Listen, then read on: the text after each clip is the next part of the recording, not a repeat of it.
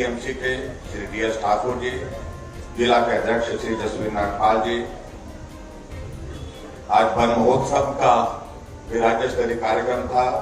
हमारे बीच में प्रधान मुख्य अरण्यपाल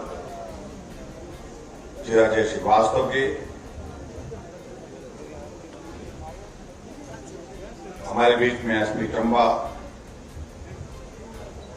इनके साथ ADM साहब, विभागों के सभी अधिकारीगण,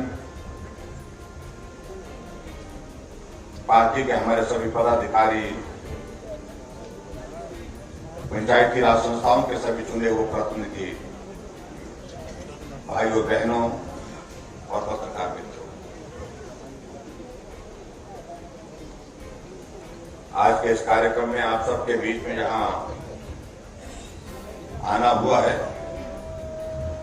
और आप सब लोगों ने बहुत गर्मजोशी के साथ हमारा अभिनंदन किया, स्वागत किया, उसके लिए मैं आप सबका हृदय से आभार व्यक्त करता हूं। बहुत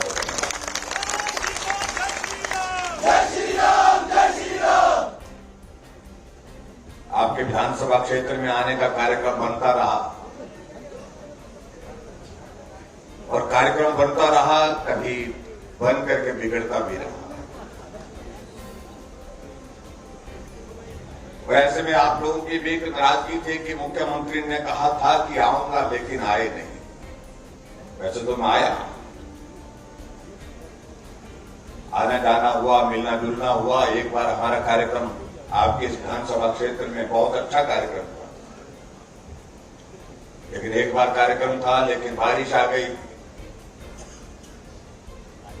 वो कार्यक्रम में हमारा पहुंचना नहीं हो पाया।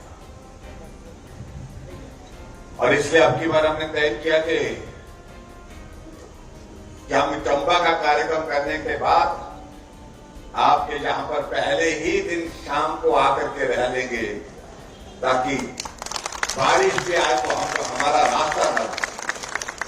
जय राम जी को जय श्री राम, जय श्री राम, जय श्री राम। मुझसे पहले जहां सब साथियों ने अपनी बात की, सबसे पहले तो मैं आप सबके बीच में ये कहना चाहूंगा कि आज वन महोत्सव का कार्यक्रम, राज्य स्तरीय कार्यक्रम का आयोजन भी यहां पर किया गया और उस कार्यक्रम के तहत मैं देख रहा था कि हमारे इस विधानसभा क्षेत्र के अंतर्गत आज हमने जो 73वें राज्य स्तरीय वन महोत्सव का कार्यक्रम यहां पर किया,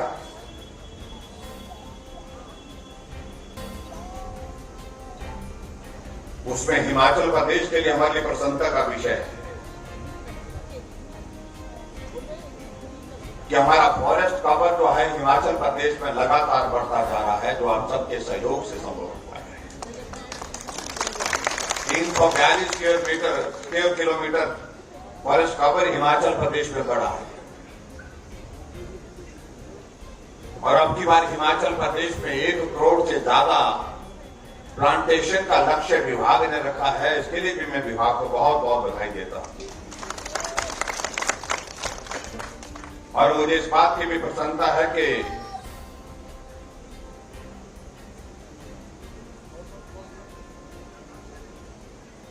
फॉरेस्ट कवर को बढ़ाने के लिए हमारे बहुत सारी संस्थाएं, जिसमें पंचायती राज संस्थाओं के चुने हुए प्रतिनिधि, प्रधान, वार्ड मेंबर, जिला परिषद मेंबर, BDC मेंबर, हमारे बहुत सारे सेल्फ हेल्प ग्रुप और इसके अलावा बहुत सारी संस्थाओं ने आगे बढ़कर के जिस प्रकार से काम किया है, उनको भी मैं बधाई देता हूं, उनका भी मैं धन्यवाद करता हूं और निश्चित रूप से आगे बढ़कर के हिमाचल प्रदेश में फॉरेस्ट कवर को बढ़ाने के साथ साथ में हिमाचल प्रदेश के पर्यावरण को भी और मजबूत करने की स्थिति में सफल होती है।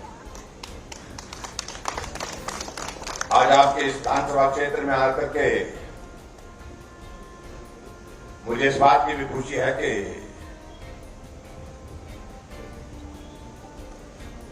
अभी इस कार्यक्रम का हमारे संबोधन के पश्चात हमारे दाएं तरफ यहां पर उद्घाटन और शिलान्यास का कार्यक्रम भी रखा गया है, जिसमें 14 उद्घाटन है और 8 शिलान्यास हैं। कुल मिलाकर के 22 उद्घाटन और शिलान्यास के कार्यक्रम एक साल पर यहां पर किए जा रहे हैं और इन 22 उद्घाटन और शिलान्यास के कार्यक्रमों में कुल मिलाकर के ये सारे उद्घाटन और शिलान्यास 162 करोड़ रुपए की लागत से होने वाले हैं। उसके लिए मैं आपको बहुत बहुत बधाई देता हूं।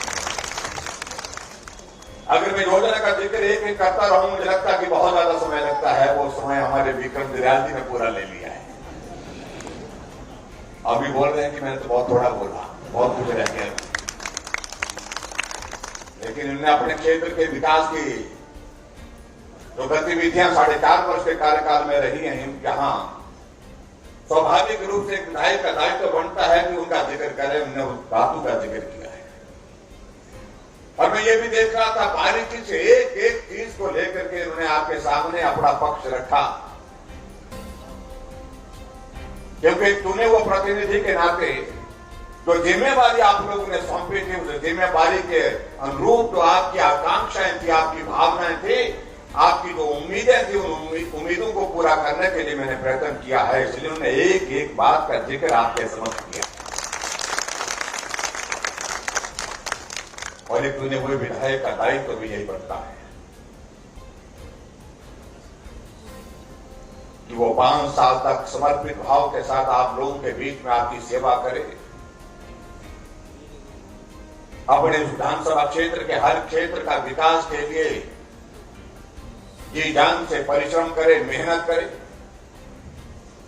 और उसके बाद जब अगला वक्त आता है तो लोगों के बीच में अपनी बात कहकर के लोगों पर छोड़ देते हैं कि जो आपने बोला तो वो हमने करके दिखाया है। अब आप पर फैसला है कि आपने हमको आशीर्वाद देकर के जो है हिमाचल प्रदेश की विधानसभा के अंदर फिर से भेजना। इसलिए उन्होंने अपनी बात कही है। जय श्री राम, जय श्री राम। भाई और बहनों, अब मैं ये भी कहना चाहूंगा, यहाँ आपने हमसे पहले, यहाँ पर हमारे संबोधन से पहले एक डॉक्यूमेंट्री भी सुनी होगी, एक गीत भी सुना। मैं स्टिल थोड़ा सा उस पर प्रकाश डालना चाह रहा हूं। भारत को आजाद हुए 75 वर्ष हुए। 15 अगस्त 1947 को भारत स्वतंत्र हुआ था, और इसलिए आदरणीय प्रधानमंत्री जी ने तय किया कि अमृत महोत्सव के रूप में इस वर्ष को हम मनाएंगे, और पूरे देश भर में एक नहीं अनेक कार्यक्रम हम पूरे देश भर में करेंगे, अलग अलग विभागों के माध्यम से करेंगे। हम 75 वर्ष पहले कहां थे, आज हम हिमाचल, आज हम देश में वहां कहां पहुंचे। जहां पूरा देश 75 वर्ष आजादी के मना रहा है, वहां हमारे लिए भी सौभाग्य की बात है कि हिमाचल प्रदेश भी अपने गठन के 75 वर्ष मना रहा है। 15 अप्रैल 1948 को हिमाचल प्रदेश का गठन हुआ था। ये शायद मुझे लगता है कि आप सबको भी इस बात की जानकारी है, और इसलिए हमने भी हिमाचल प्रदेश सरकार की ओर से यह तय किया, जहां पूरा देश आजादी का अमृत महोत्सव मना रहा है, वहां हिमाचल प्रदेश भी अपने 75 वर्ष अपने गठन के पूरे हिमाचल के लोगों के साथ मनाएगा। उसके लिए हमने आज का ये कार्यक्रम का आयोजन यहाँ पर किया है। आप बड़ी संख्या में यहाँ पर आए हैं, आप सबका मैं आभार व्यक्त करता हूं। हम आगे बढ़ते जा रहे हैं, हर क्षेत्र में आगे बढ़ते जा रहे हैं, लेकिन उसके बावजूद जहां आगे हम बढ़ते जा रहे हैं, इस बात को सोचने की जरूरत है कि हिमाचल जहां पहुंचा है, इस हिमाचल को यहां पहुंचाने में योगदान कितने लोगों का रहा है। इसलिए आप लोगों ने देखा होगा जो डॉक्यूमेंट्री हमने यहां पर आपके सामने प्रस्तुत की, हमने हिमाचल प्रदेश में हम उससे पहले जो 5 मुख्यमंत्री रहे हैं उनका भी जिक्र किया, उनका भी चित्र आप लोगों ने देखा होगा, क्योंकि हिमाचल प्रदेश का नेतृत्व उन्होंने भी किया।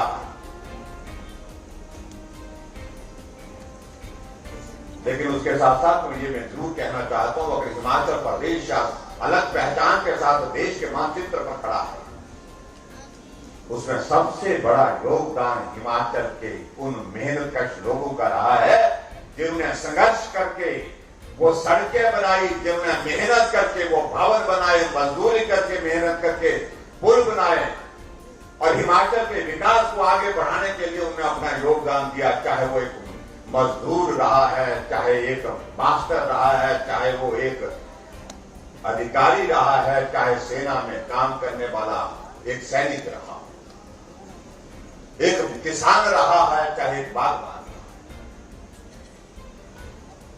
इसलिए हमने तय किया किसी एक नेता विशेष के लिए नहीं, ये 75 वर्ष अगर समर्पित हैं तो हिमाचल प्रदेश के उन जन जन को समर्पित हैं जिन्होंने अपनी परिश्रम से, अपनी मेहनत से हिमाचल प्रदेश को आगे बढ़ाने में सहयोग किया है। ये श्रेय हिमाचल की जनता को जाना चाहिए। आप कल्पना करिए, जब हिमाचल प्रदेश का गठन हुआ उस वक्त हिमाचल प्रदेश में मात्र 4 जिले थे जिसका जिक्र आप लोगों ने यहां पर दिया, चाहे वो चंबा का जिला है, महासू का जिला है, मंडी का है, सिरमौर का है। लेकिन आज के इस सफर में अगर हम जहां पहुंचे हैं, आज हिमाचल प्रदेश में 12 सरकारी जिले हैं और 12 सरकारी जिलों के साथ अपना हिमाचल प्रदेश एक अलग अस्तित्व के साथ खड़ा है। जब हिमाचल बना था तो 25 लाख की आबादी थी हिमाचल प्रदेश की, सॉरी 11 लाख की आबादी थी, और आज हिमाचल प्रदेश की आबादी 70 लाख से पार हो गई है।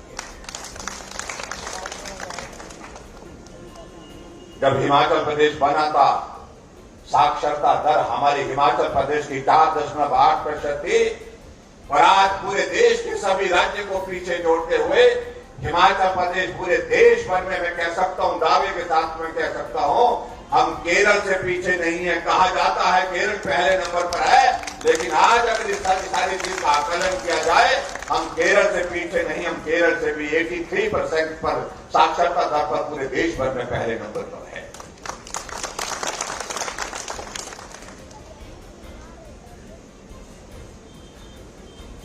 अगर हम उस वक्त की बात कहें, हम यहां आज चंबा में हैं, जब हिमाचल बना था 228 किलोमीटर सड़क थी पूरे प्रदेश भर में,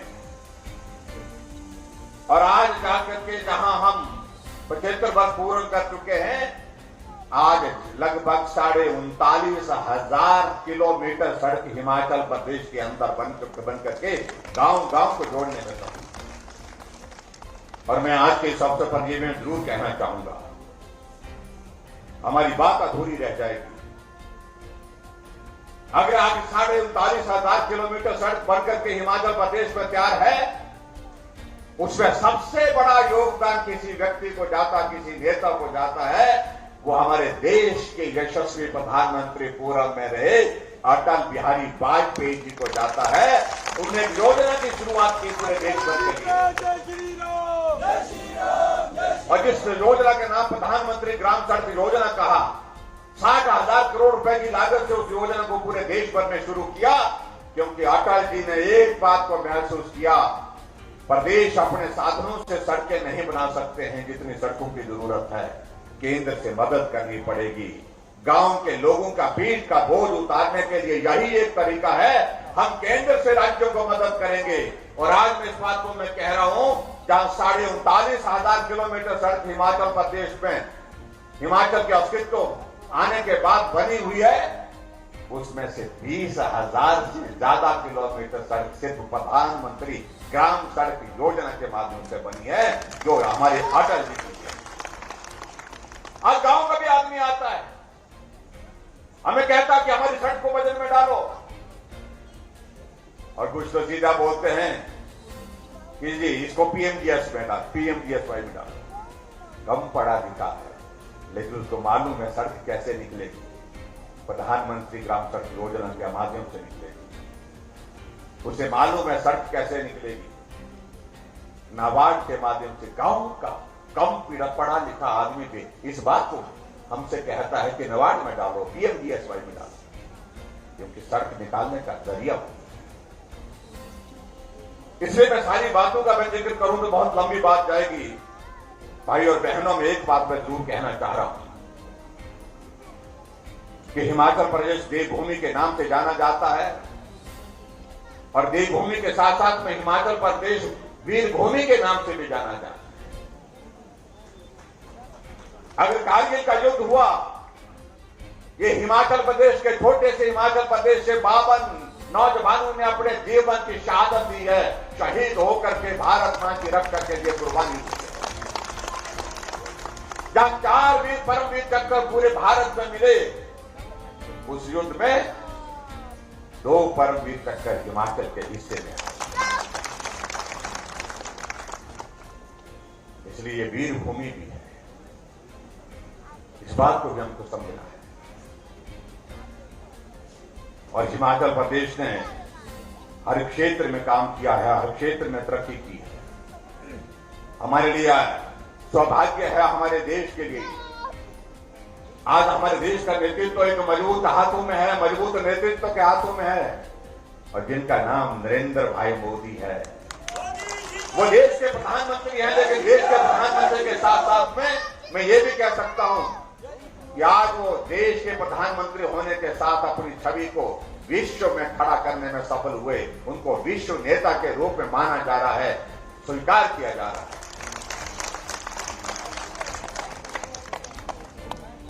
अब कल्पना करिए, भारत ऐसा भी कार्यकाल रहा, प्रधानमंत्री रहे, लंबे समय तक रहे, लेकिन प्रधानमंत्री की पहचान राष्ट्रीय स्तर पर, अंतर्राष्ट्रीय स्तर पर जो होनी चाहिए थी, वो नहीं हो पाई। अंतर्राष्ट्रीय मंच पर जहां प्रधानमंत्री मंच पर खड़े होते थे, जो पूर्व में प्रधानमंत्री रहे, प्रधानमंत्री के दायित्व में रहने वाले सभी व्यक्तियों के प्रति हमारा सम्मान है। मेरा व्यक्तिगत किसी के खिलाफ कुछ कहने का मकसद नहीं है, लेकिन यह सच्चाई है कि भारत का प्रधानमंत्री किसी दौर में ऐसा भी रहता था, मंच के एक कोने पर, अंतर्राष्ट्रीय मंच के एक कोने पर खड़ा होता था, लेकिन कोई ना पूछता था, ना बात करता था, ना बात करने की जरूरत महसूस करता। और आज नरेंद्र भाई मोदी जी मंच पर हो, चाहे मंच के कहीं कोने में खड़े हो, जहां खड़े हो, विश्व के सभी नेताओं के कदम स्वतः चल पड़ते हैं उस दिशा में जहां नरेंद्र भाई मोदी जी खड़े हों। पूरे विश्व का मीडिया उनका एक झलक को लेकर के, जो हम एक झलक को लोगों तक विश्व में कोने कोने में पहुंचाने के लिए आतुर रहता है। ये अंतर है जिस अंतर को समझने और समझाने की आवश्यकता है।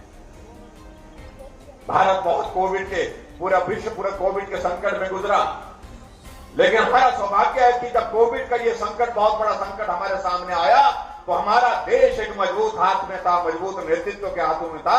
अगर कमजोर हाथों में होता तो स्वाभाविक रूप से आप कल्पना कर सकते हैं कि दूसरे देशों में क्या परिस्थितियां। एक व्यक्ति पर भरोसा, एक नेतृत्व पर भरोसा, ये मोदी जी हैं तो मुमकिन है, मोदी जी हैं तो समस्या का समाधान हो करके रहेगा। और आज आप देख रहे हैं कि इस कोविड के संकट से भारत बाहर आ गया। दवा नहीं, अभी तक भी नहीं। साइंटिस्ट ने कहा इस बीमारी का इलाज नहीं।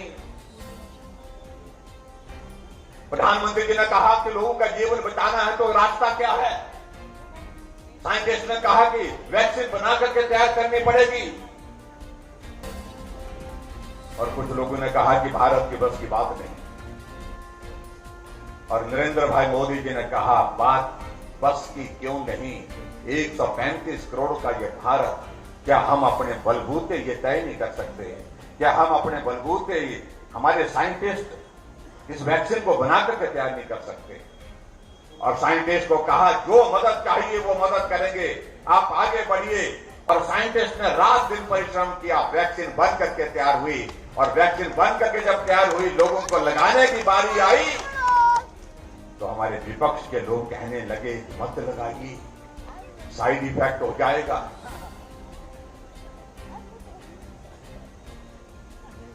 अभी इसकी टेस्टिंग कंप्लीट नहीं हुई है।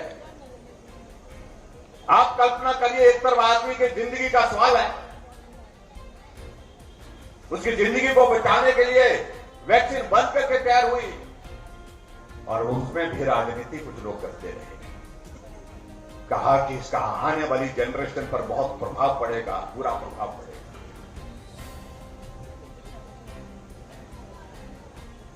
लेकिन एक बात को लेकर के देश की आप देखिए, देश की दिल की बात, नरेंद्र भाई मोदी जी ने कहा वैक्सीन बन करके देशवासियों तैयार है और हम इतनी तारीख से वैक्सीन का यह अभियान शुरू कर रहे हैं। आप सबसे मेरा ये निवेदन है कि आप वैक्सीन का पूरा सदुपयोग करें। आपकी जिंदगी से कीमती मेरे लिए कोई चीज नहीं है।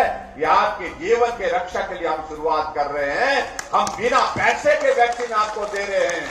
और लोगों ने सुनने के बाद ना इधर देखा ना उधर देखा, सीधा वैक्सीन सेंटर में कतार में खड़े हुए वैक्सीन लगाने के लिए और लाखों की करोड़ों की भीड़ में वहां पर अपने उस लक्ष्य को हासिल करने के लिए कि मुझे वैक्सीन लगानी है। और कांग्रेस के लोग देखते रहे। जब उनको पता चला कि सब चले गए, पड़ोसी भी चला गया, दूसरी तरफ का पड़ोसी भी चला गया, मेरा रिश्तेदार भी लगा करके आ गया, फिर उनको पूछने लगे तुमने लगा दी? वो कहा हमने तो लगा दी। बुखार तो नहीं आया बोलते। उन्होंने कहा बुखार नहीं आया, कोई रिएक्शन तो नहीं हुआ, चक्कर तो नहीं आया बोलते। उन्होंने कहा चक्कर भी नहीं आया। आपको कैसा लग रहा? बोलते नहीं बिल्कुल ठीक लग रहा, जैसे मैं था वैसे लग रहा है। और आज दिल में विश्वास मजबूत हुआ है कि वैक्सीन लगा के आया, मुझे कोविड नहीं होगा। और वही कांग्रेसी जो विरोध कर रहे थे, मास्क पहन करके जाकर के वैक्सीन सेंटर में गए और जाकर के वैक्सीन लगाने के लिए वहां पर कतार में खड़े होकर के वैक्सीन लगा करके आने लगे और नर्स से पूछने लगा सिस्टर अगली डोज कब लगेगी? बेशर्मी की हद है आपको।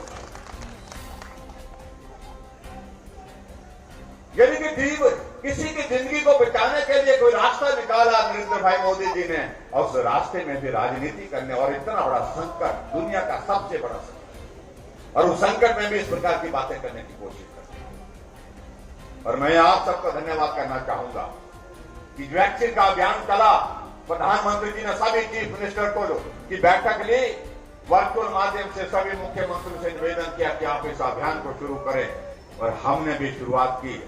हमने तय किया कि हिमाचल इसमें पीछे नहीं रहेगा और हमने लक्ष्य तय किया, पहली डोज में भी हिमाचल पहले नंबर पर आया और दूसरी डोज पर भी हिमाचल पहले नंबर पर आया।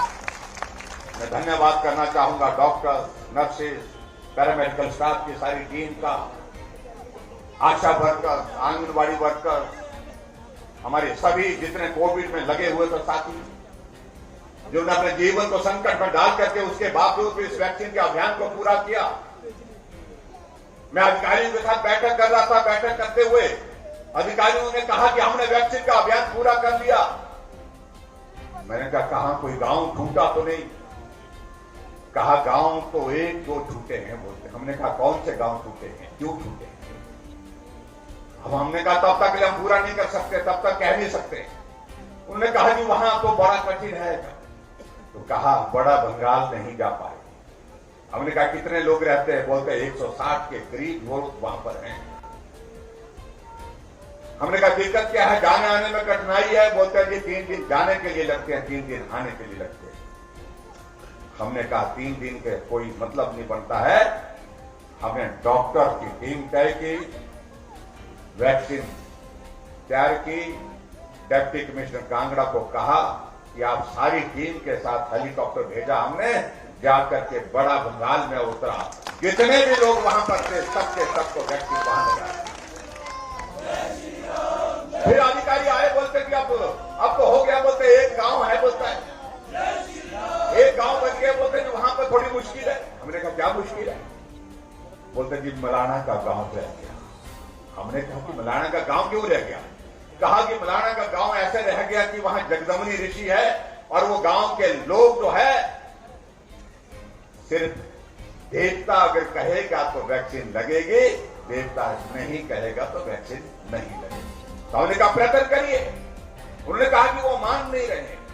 मैंने डिप्टी कमिश्नर को कहा कि आप जाइए, पूरी टीम के साथ जाइए और जिस प्रकार देवता जो है लोगों के जीवन की रक्षा करता है, उसी प्रकार से ये वैक्सीन भी लोगों के जीवन की रक्षा के लिए है।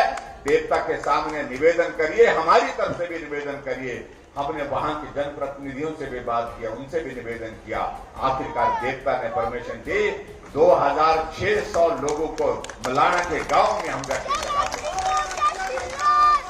उसके बाद मेरे प्रधानमंत्री से कहा, मैंने कहा हमने वैक्सीन का अभियान पहले दौर का पूरा कर लिया, पहली डोज का कंप्लीट कर लिया। और प्रधानमंत्री जी ने बधाई दी। और मैंने कहा मुझे अकेले के लिए नहीं, ये प्रधानमंत्री जी पूरा देश, पूरा प्रदेश सुनना चाहता है। हम पूरे प्रदेश के सब साथियों को जोड़ करके वर्चुअल माध्यम से हमने देखा। हमने कहा कि आप अपना आशीर्वाद दे। और प्रधानमंत्री जी ने कहा कि दुनिया के सबसे बड़े संकट में मैं हिमाचल को बधाई देता हूं। हिमाचल इसमें चैंपियन बन करके उभरा है, सबसे पहले वैक्सीन की डोज कंप्लीट।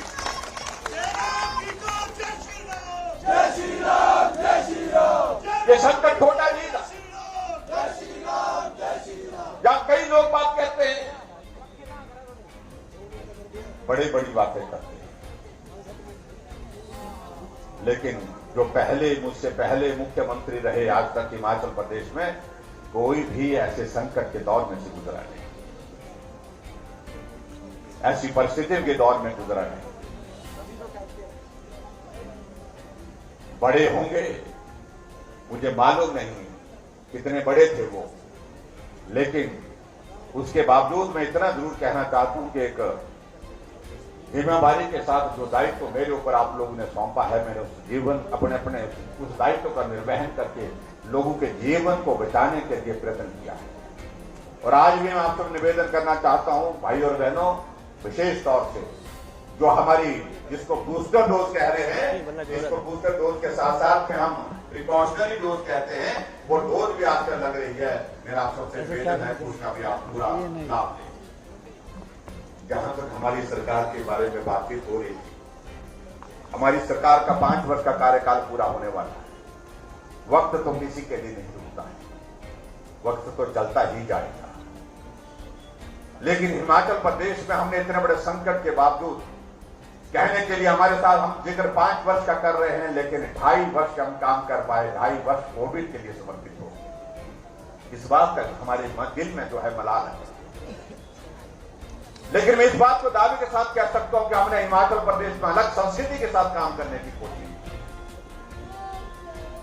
और आज जो यहां पर बोला जा रहा है, एक नारा दिया जा रहा है, सरकार नहीं रिवाज बदलेंगे। तो क्यों कहा जा रहा है?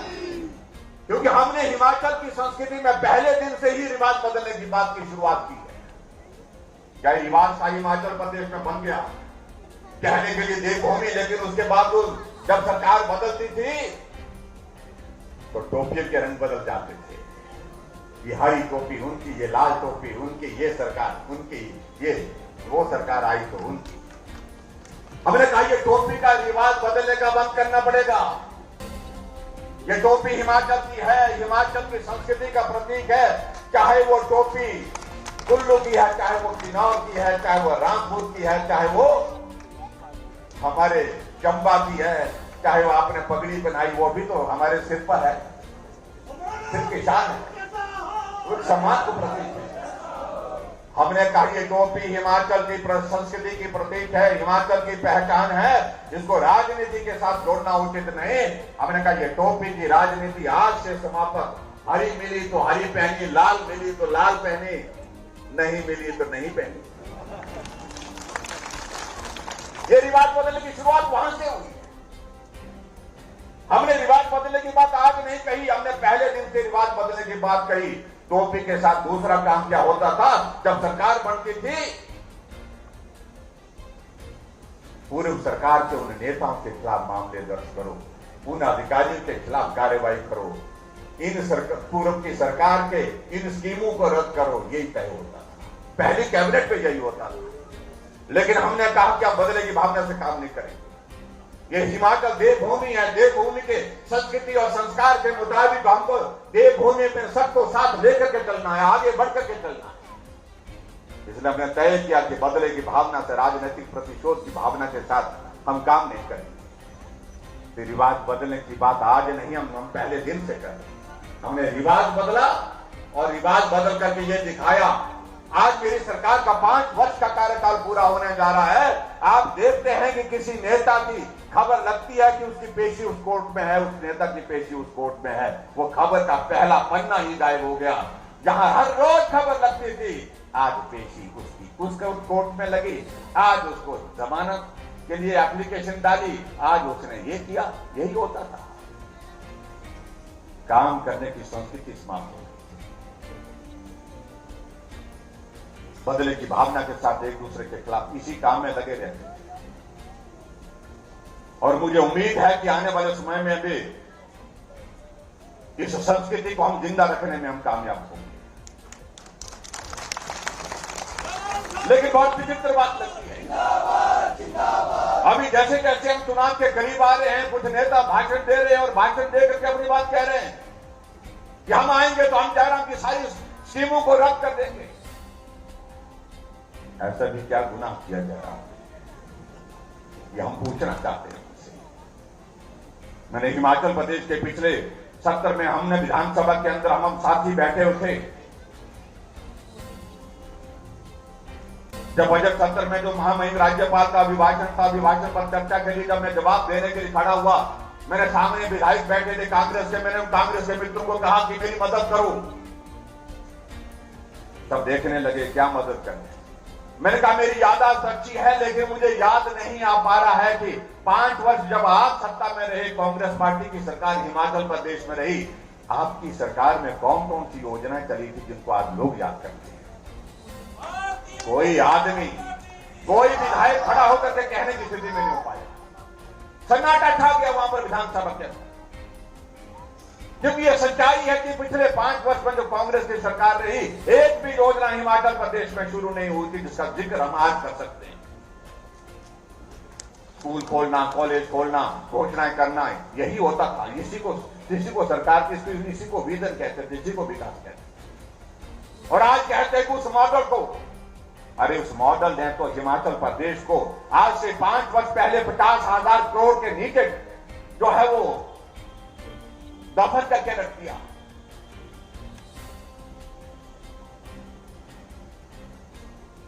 लेकिन जब जवाब नहीं दे पाए विधानसभा के अंदर, तब हमने कहा तुम मुझे कहते हो कि कुछ नहीं किया जा रहा, तो मेरी बात सुन लीजिए। मैंने कहा थोड़ा सब्र रखना पड़ेगा।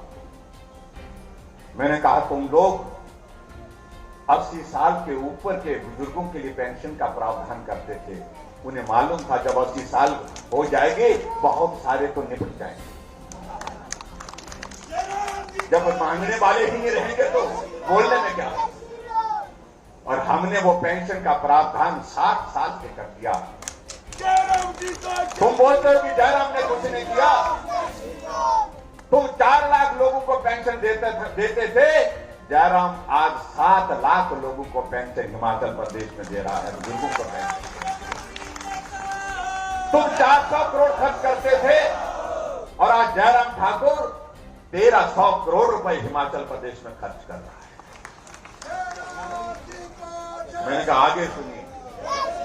गरीब आदमी बीमार होता था, गरीब आदमी के इलाज के लिए कोई 50 साल तुम सत्ता में रहे, कभी सोचा तुमने गरीब आदमी बीमार हो जाएगा उसके लिए इलाज का प्रावधान क्या होगा? वो अपना घर गिरवी रखने की स्थिति में आ जाता था, जमीन गिरवी रखता था, रिश्तेदारों से कर्ज लेकर के जिंदगी बचने और बचाने का प्रयत्न करते था। कई बार पत्नी अपने जेवरात जो है वो बेच करके इलाज करने के लिए विवश हो जाती थी। और ऐसी परिस्थिति में कोई योजना सरकार के पास नहीं थी। हमने कहा इस काम को भी हमको करना चाहिए। मैंने हिमाचल प्रदेश में शुरू किया तो मुख्यमंत्री हिमकेयर की शुरुआत की। आज गरीब आदमी अगर बीमार होता है, वो जेब में पैसे नहीं डालकर जाता है, वो जेब में हिम कार्ड का वो कार्ड डाल करके जाता है। उसे मालूम है कि मेरा इलाज इस हिम कार्ड से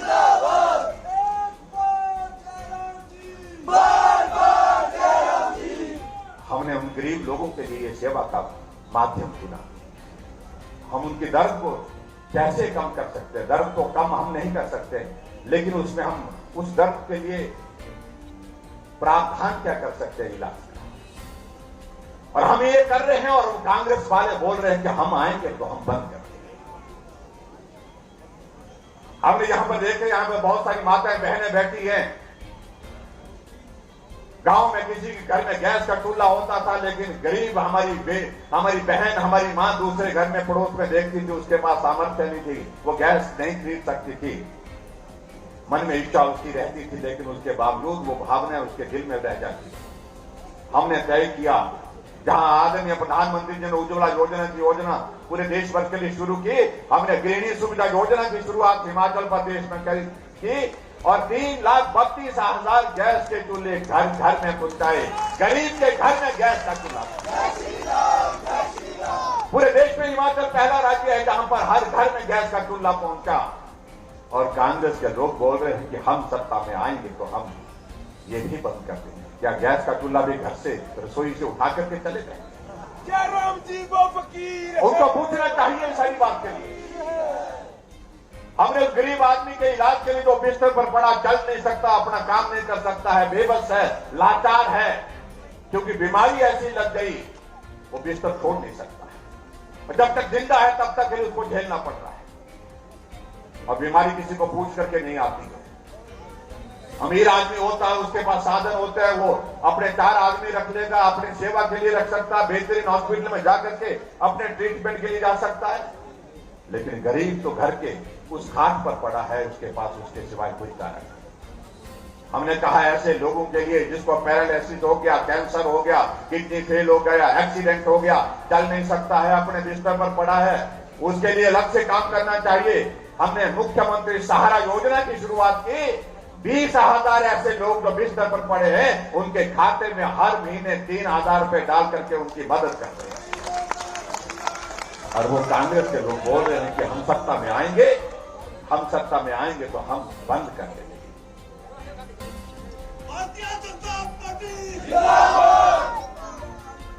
हम उस गरीब बेटी के लिए, जो बेटी बीपीएल परिवार की है, किसी भी जाति की होगी, हर मां बाप की इच्छा रहती है कि मेरी बेटी का जीवन सुखी हो, वो खुश रहे।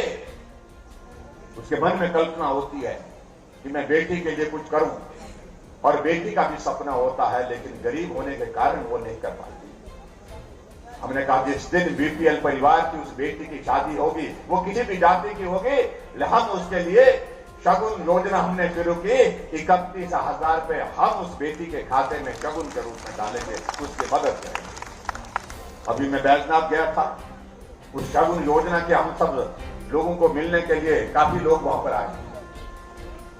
एक बेटी से वहां पर हमारा संवाद हुआ, जिस बेटी को शगुन योजना के अंतर्गत जो है 31,000 रुपए मिले। मैंने उस बेटी से पूछा, भरी सभा में पूछा, वो माइक पर आई, उसने धन्यवाद किया कि मेरे पिताजी बहुत गरीब हैं, बहुत गरीब हैं, खेती बाड़ी करते हैं।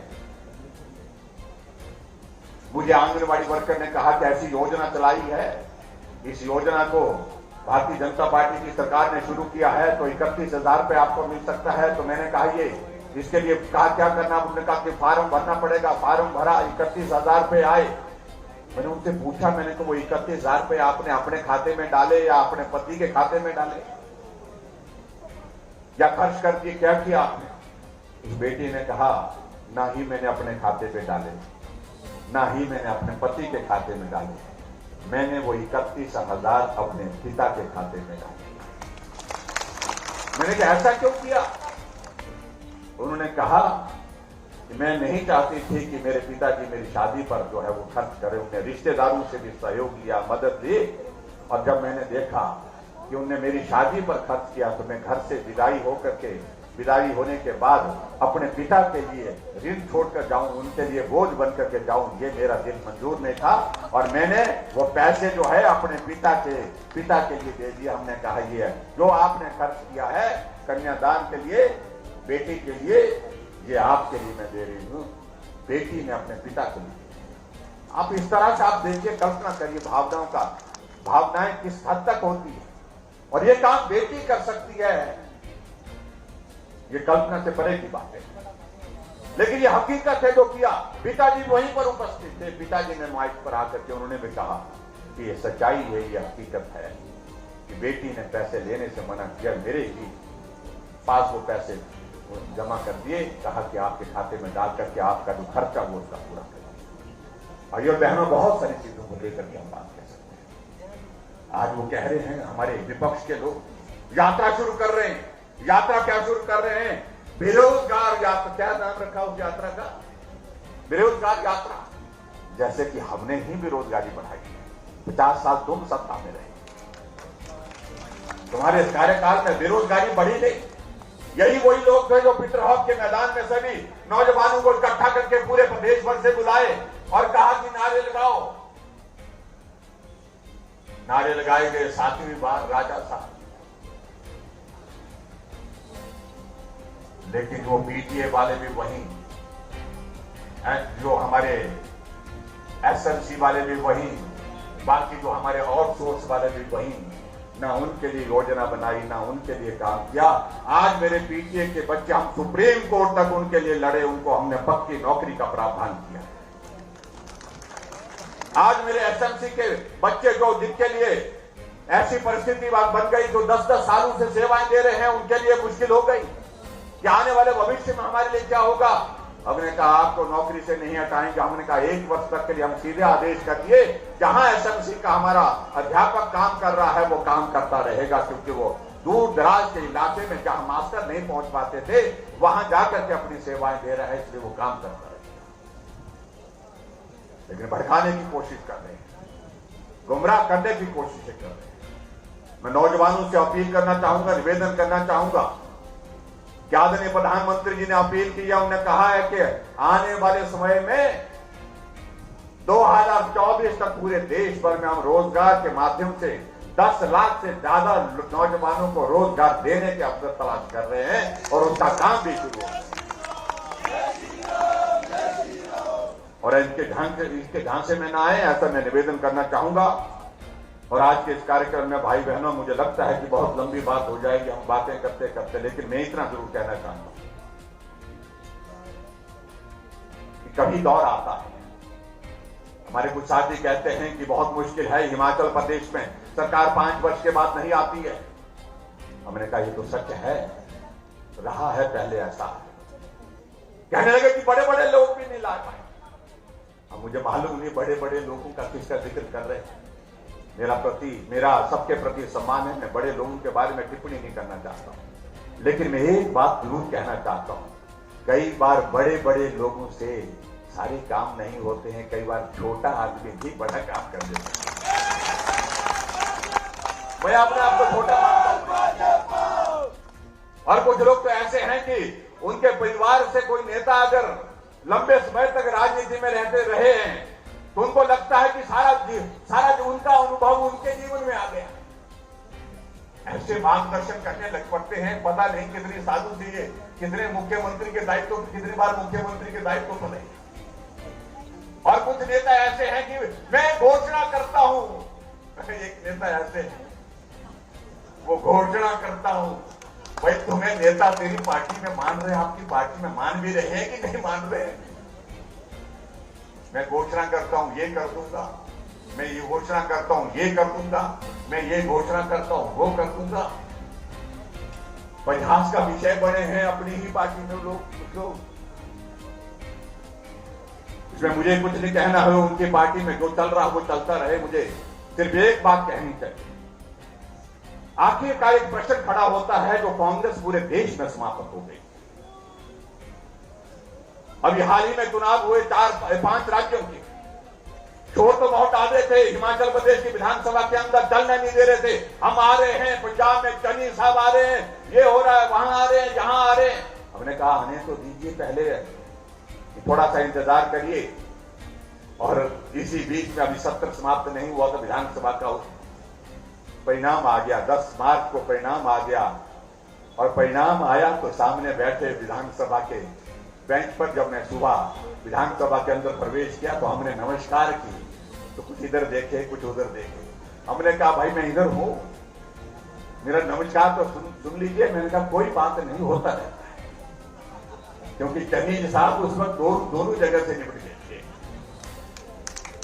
मैंने कहा कि बहुत दुख हुआ, चन्नी साहब तो दोनों जगह से चले गए। कह रहे थे हम सरकार बना रहे हैं उत्तर प्रदेश में, उत्तराखंड में, मणिपुर में, गोवा में, पंजाब में तो बोलते थे है ही है। एक जगह जिस प्रदेश में थे वहां से भी सरकार उनकी चले गई, लोगों ने उखाड़ करके फेंक दी। और भारतीय जनता पार्टी की 4 राज्य में सरकार थी, चारों राज्य में बहुमत के साथ भारतीय जनता पार्टी की सरकार फिर सत्ता में आई। योगी जी फिर मुख्यमंत्री बने, धामी जी फिर मुख्यमंत्री बने, और सावंत जी गोवा के मुख्यमंत्री बने, और वीरेंद्र जी जाकर के मणिपुर के मुख्यमंत्री बने। और इसलिए हम कह रहे हैं रिवाज बदल गया भाई। उत्तराखंड में आज तक इतिहास में, आज तक के इतिहास में जब से अस्तित्व में आया उत्तराखंड में कभी सरकार रिपीट नहीं हुई थी। ये पहली बार है कि उत्तराखंड में रिवाज बदला है। भाजपा की सरकार ने 5 वर्ष का कार्यकाल पूरा किया और 5 वर्ष के लिए फिर सत्ता में आ गई। उत्तर प्रदेश में 37 वर्षों के बाद 5 वर्ष का कार्यकाल पूरा होने के बाद कोई सरकार फिर सत्ता में आई तो योगी जी की आई, रिवाज बदला है। हमारे पड़ोस का राज्य हरियाणा, जहां अधिकांश सीटों पर हमारी जमानतें जब्त होती थी, 2014 से 2019 तक भारतीय जनता पार्टी की सरकार रही मनोहर जी के नेतृत्व में, और 2019 में फिर मनोहर जी के नेतृत्व में सरकार बनकर के हरियाणा में भारतीय जनता पार्टी की चल रही है। रिवाज बदला है। जब सब जगह रिवाज बदला है तो हम क्यों ना बदले? तो आइए भाई और बहनों, मुझे लगता है कि शुरुआत करनी चाहिए। अब की बात जो हमने कहा है कि हिमाचल भी रिवाज बदलेगा, सरकार नहीं रिवाज बदलेंगे, इस भाव के साथ आगे चलेंगे। वो इसलिए, और वो इसलिए कि हिमाचल की जरूरत है कि दिल्ली में नरेंद्र भाई मोदी जी के हाथों को मजबूत करना और मोदी जी के आशीर्वाद से हिमाचल के विकास के लिए काम करना। आप कल्पना करिए, ऐसे प्रधानमंत्री को हिमाचल के साथ कनेक्टेड है, इमोशनली कनेक्टेड है, भावनात्मक दृष्टि से कनेक्टेड है। अभी 2 दिन पहले मिंजर के मेले के समापन के कार्यक्रम में चंबा था, तो मन की बात का कार्यक्रम सुनने के लिए गए। हमने कल्पना नहीं की थी, पूरे देश के सामने प्रधानमंत्री नरेंद्र भाई मोदी जी ने जिक्र किया मिंजर के मेले का। कहा कि मिंजर के मेले में जो हमारे वहां की संस्कृति, सांस्कृतिक कार्यक्रम है, उसकी झलक दिखाई। मिंजर के मेले का इतिहास बताया, हिमाचल की संस्कृति का जिक्र किया, शहर के मेले का जिक्र किया, और बहुत सारी बातों को याद किया। कभी कोई आदमी, कभी कोई प्रधानमंत्री हिमाचल जैसे छोटे से प्रदेश के लिए इतना नहीं कर सकते हैं जो उन्होंने कहा। शिमला आए, 8 साल का कार्यकाल पूरा हुआ नरेंद्र भाई मोदी जी का बतौर प्रधानमंत्री, और शिमला के रिज के मैदान में पहुंचने से पहले जब माल रोड में हमने प्रवेश किया, गाड़ी छोड़ करके माल रोड तक, एक कोने से दूसरे कोने तक पैदल चल पड़े। मैं इस माल रोड पर वर्षों तक चलता रहा, साथियों से मिलता रहा, और पूरे हिमाचल के लोगों ने अभिनंदन किया, स्वागत किया उनका। ये पहली बार हुआ हिमाचल के इतिहास में।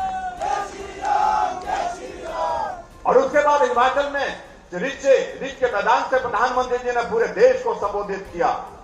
शिमला से सिर्फ शिमला वालों को नहीं, हिमाचल वालों को नहीं, पूरे देश को, क्योंकि सभी प्रदेशों के मुख्यमंत्री उस दिन वहां पर जुड़े हुए थे।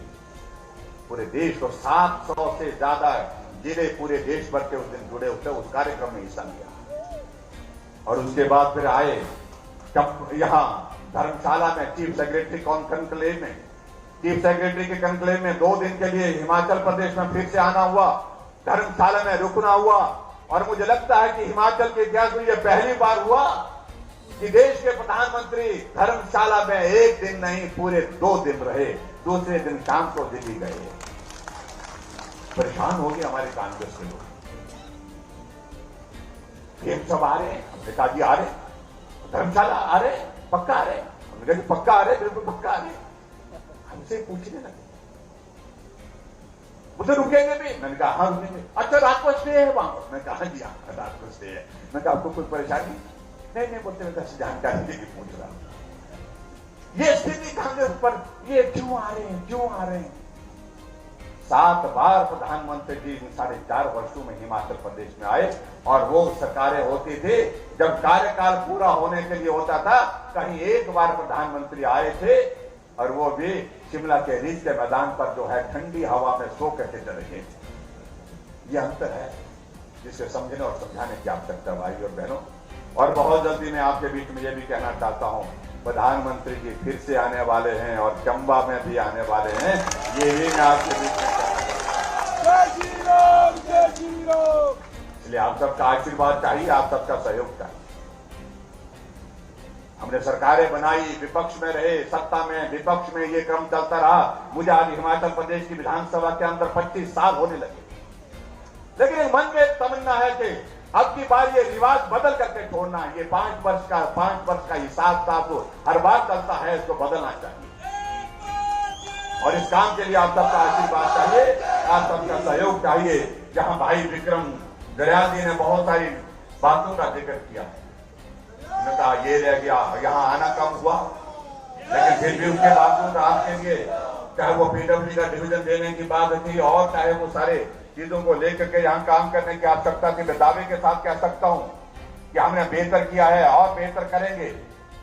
और मैं एक योजना में जिक्र नहीं जाऊंगा जिसका जिक्र यहाँ पर विक्रम दरियाल जी कर रहे थे। आप हम पर विश्वास करें, जो भी उसमें करने का होगा, हम विक्रम दरियाल जी हम बैठेंगे, बैठ करके चर्चा करेंगे।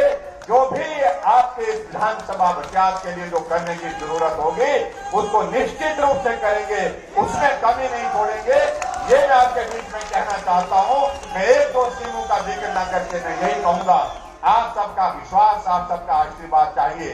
हिमाचल फिर मोदी जी के हाथों को मजबूत करने के लिए आगे बढ़ रहा है, जिसमें हिमाचल प्रदेश में आप सबके आशीर्वाद से हम निश्चित रूप से सफल होंगे। चंबा में 5 सीटें हैं, 4 हमारी हैं और एक मुझे लगता है कि एक भी अब की बार नहीं छोड़नी चाहिए। 5 सीटों पर भारतीय जनता पार्टी की जीत हो, इसके लिए आप सबका आशीर्वाद चाहिए। आप ये काम करिए और उसके बाद आपके लिए जो करना होगा इस विधानसभा क्षेत्र के विकास के लिए, उसमें कोई कमी नहीं छोड़ेंगे। और एक वादे के साथ, एक इरादे के साथ हम आगे बढ़े कि सरकार नहीं, रिवाज बदलना है, इस भाव के साथ आगे बढ़े। इतना ही मैं आज के इस कार्यक्रम में यहाँ पर कहना चाहता हूँ। आप सब लोगों ने आज के इस कार्यक्रम में जिस गर्मजोशी के साथ यहाँ पर हिस्सा लिया, भाग लिया, सभी भाई बहनों को मैं धन्यवाद करता हूँ। और बहुत जल्दी मैं आपके बीच में फिर से आऊंगा, फिर मिलकर के हम बात करेंगे। आपके विकास के विषय को लेकर के मैंने कहा भाई दरियाल के साथ बैठेंगे, बैठ के चर्चा करेंगे, समाधान के रास्ते निकालेंगे।